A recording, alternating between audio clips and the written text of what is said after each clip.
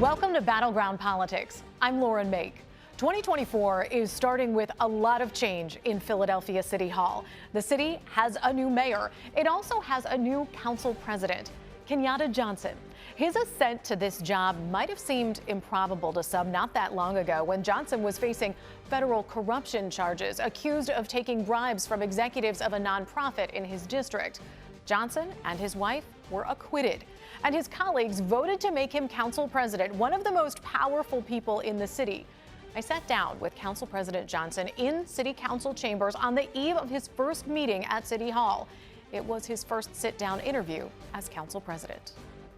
Council President, thank you so much for taking some time. I know that this is a busy time as you head towards your first meeting.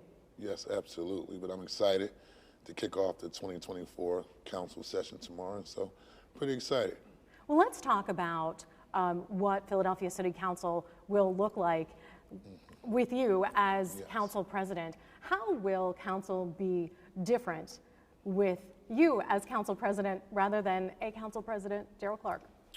Well, first and foremost, this will be one of the most diverse city council bodies in the history of the city of Philadelphia. We have the first openly LGBTQ member of city council, the first Asian Pacific member of council. And so for me, the body reflects the diverse constituency here in the city of Philadelphia.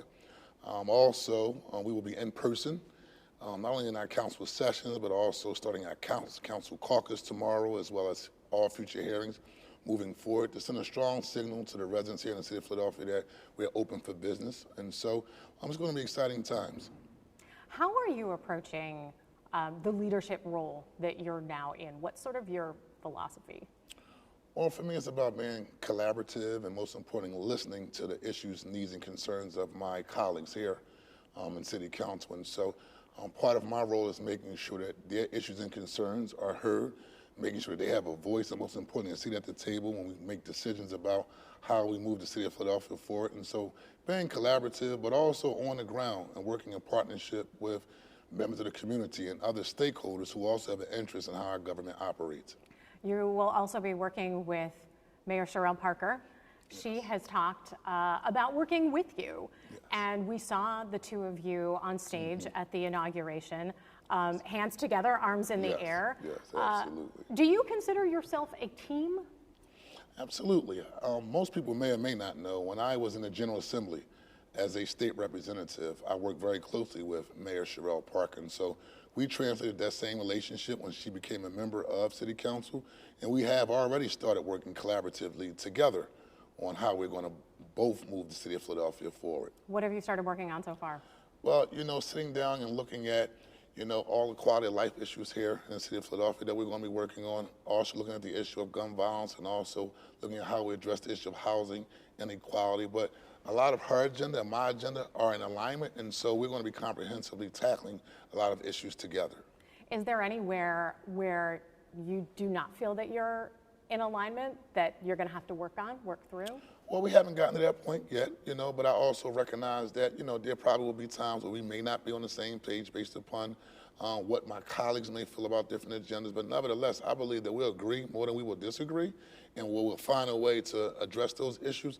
And more than likely, it will not be public. It will be a telephone conversation or face-to-face conversation between the mayor and myself, because we have that level of respect for one another, and that's what it's all about. When we're working together, I believe that that's the best way we can move the city of Philadelphia forward. You spoke on that inauguration day about what a difference a year makes for you personally and for your family, and the corruption charges that you and your wife faced, the mistrial, the acquittal. Tell me, how will that experience influence how things operate under you in council? Well, for me, and yes, what a difference a year makes, and through the grace of God, I'm able to be the council president and move the city of Philadelphia forward.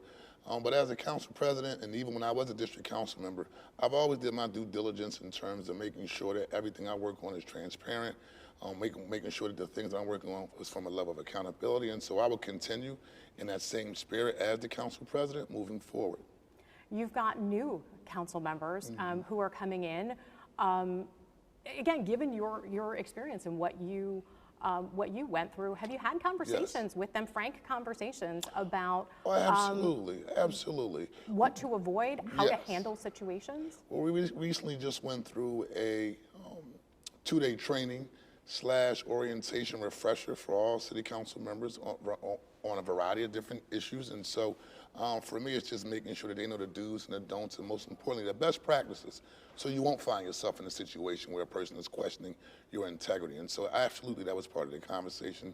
And most importantly, trying to mentor and show people the best practices of how you can move forward without putting yourself in a predicament where people are questioning you. Do you want to make any changes in council and the way things operate to safeguard from that? Well, we'll be doing an internal audit to kind of look at the structure and how we operate here in City Council, and so that's an ongoing process, but I definitely am going to continue to make sure that all our T's are crossed, our I's are dotted, and we're doing things with fidelity and making sure that we're diligent in how we operate as a body. Today, at this day, do you believe that you did everything properly? Absolutely. Yes, I did. Absolutely. How do you feel about the idea of working with the Department of Justice, working with the U.S. Attorney's Office that tried to convict you and put you in prison? Listen, you know, for me, at the end of the day, I was exonerated by a jury of 12 people, and so I move on. You know, I don't carry no chip on my shoulder. I had the opportunity to work with the current U.S. Attorney around the issue of gun violence, an issue that's very near, dear, and passionate to me, and so no chip on my shoulder. I will work with them and anybody else that has the best interest in moving the city of Philadelphia forward. Let's talk specifically about gun violence and how you're going to approach that. I know it's been an issue you've talked a lot about, and something that residents in your district have experienced and had to deal with on a daily basis. But now you're in a different role. How are you going to approach it? What would you like to get done in this coming council session? Well, first, we're going to make sure that we continue to have the mothers and fathers who have lost their kids to gun violence, make sure they have a seat at the table. And so I created the Office of Victims Advocate, and that's an office that deals solely with those who have lost loved ones to gun violence. And so convening and making sure that they're part of any strategies that relates to addressing gun violence here in the city of Philadelphia.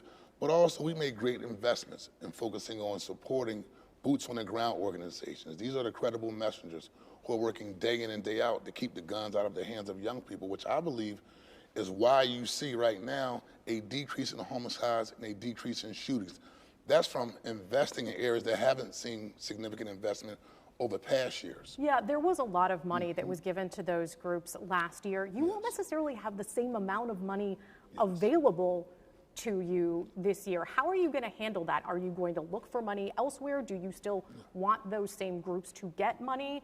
What's the plan? First, we definitely want the groups to still get that same money, because the investment inside the groups is why you see homicides down, you see shootings down.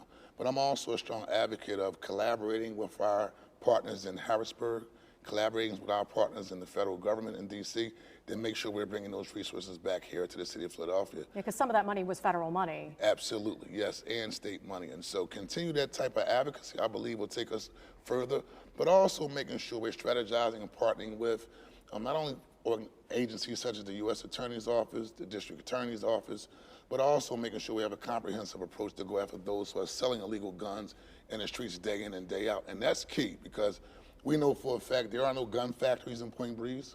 There's no gun factories in Strawberry Mansion. And so part of the work that we have to do is convene those individuals, particularly from our law enforcement community, to go after those who are putting the guns in our communities, go after those who are putting the guns in the hands of our young people. I remember being in this room in council chambers when your predecessor, Darrell Clark, Council President Darrell Clark, brought reporters in here, and it was about a year and a half ago, and said there needed to be a conversation about stop and frisk. Now Mayor Parker was with him for that news conference, and she has said that she thinks constitutional stop and frisk should be a tool in the toolbox for police. Are you comfortable with that? I mean, for me, the numbers don't show that stop and frisk has actually made a dent when it comes to addressing the issue of gun violence here in the city of Philadelphia. I think that's why we had a federal lawsuit brought against the city of Philadelphia, because people who were pulled over and stopped and frisked, predominantly African American, who weren't involved in any types of gun violence and or crime. And so I think we just have to pay attention to how it's done. I do have the full confidence of the current police commissioner, Commissioner Bethel, that he will go out and do his due diligence to make sure that he's policing in the best way possible to make sure that no one's rights are violated.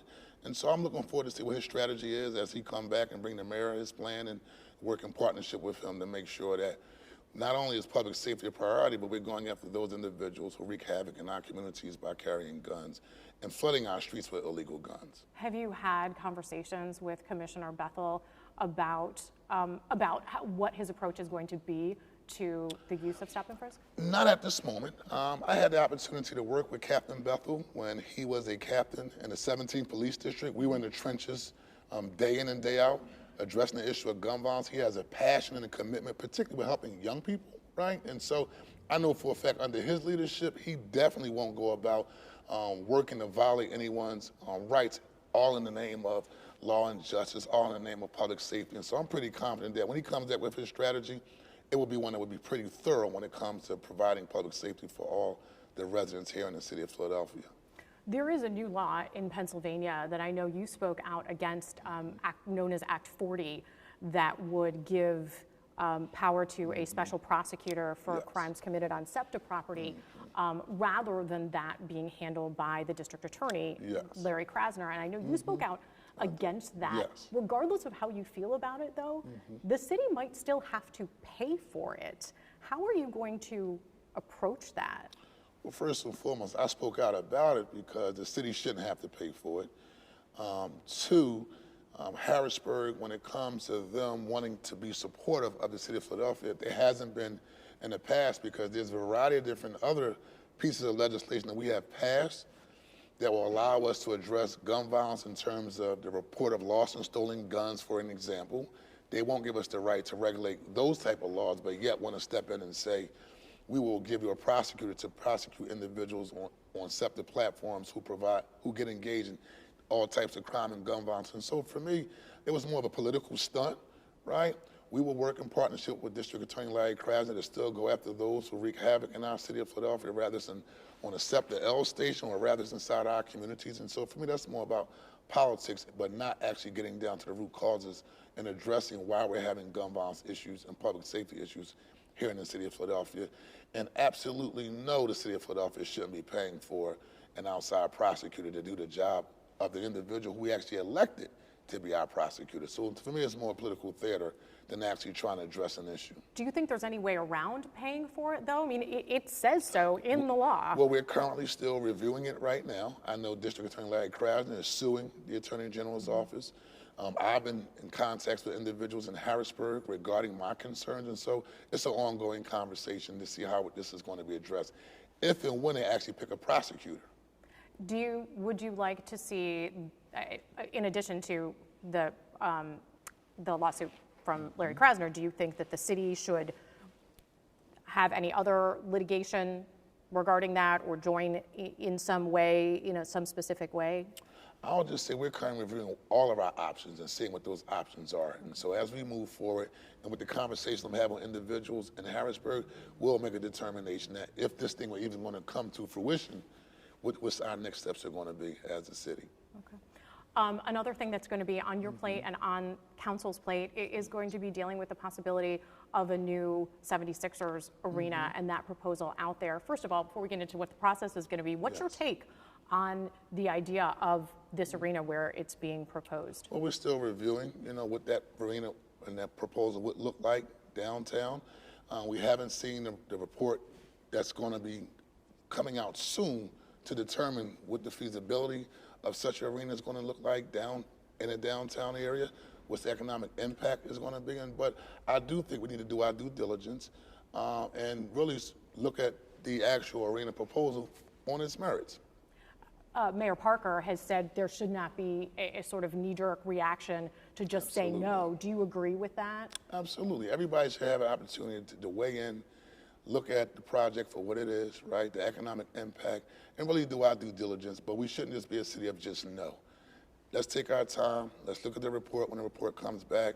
Everybody who has an idea, everybody who has recommendations should have that opportunity to have their voices and their issues and concerns heard, and then go from there. What's your expectation of what the timeline would be for that? Is that something that we would see in the spring, in the summer? We'll see. We're waiting to see the report, and then after we see the report, then we'll go from there. Do you have concerns at all or feel any responsibility to make sure the Sixers stay in Philadelphia? We will review that proposal once the proposal come out and talk to all the stakeholders and get feedback, and then we'll go from there. I'm going to ask you just sort of how, as you're preparing and sort of setting up a new council, how things are working here in City Hall. I remember I was at an event with Mayor Parker and the person who's been handling a lot of the transition, Ryan Boyer, who you know well from the building trades, said that the hookup culture in City Hall was gone, and that it was no longer going to be about knowing someone to get a job in City Hall. He was talking from the administration standpoint, but how are you approaching it? Are you approaching it in that way as well, or do you still need to know somebody to get a job in City Hall? I didn't become the council president to take that approach. I've been a strong advocate to believe, particularly in the city of Philadelphia, everybody should have an opportunity to have a seat at the table. We're known as the city of have and have-nots, right? Some people talk about us being a tale of two cities, and that comes from individuals not having the opportunity to have a seat at the table. And so that's always been my approach. I believe that particularly when we talk about the issue of poverty, right? It's incumbent upon us to be intentional to make sure we're addressing the issue of diversity and inclusion, but most importantly, making sure we're inclusive for everyone and making sure everybody has an opportunity to thrive as we see the city of Philadelphia move forward. And so that's always been my approach.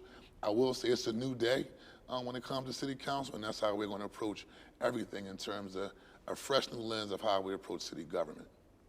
Council President Johnson, thanks for your time. Appreciate it. Thanks for having me. Thank you for your time. That was my interview with Philadelphia City Council President Kenyatta Johnson. You can find more Battleground Politics on our website, NBC10.com/Battleground Politics, and you can subscribe for future episodes wherever you get your podcasts.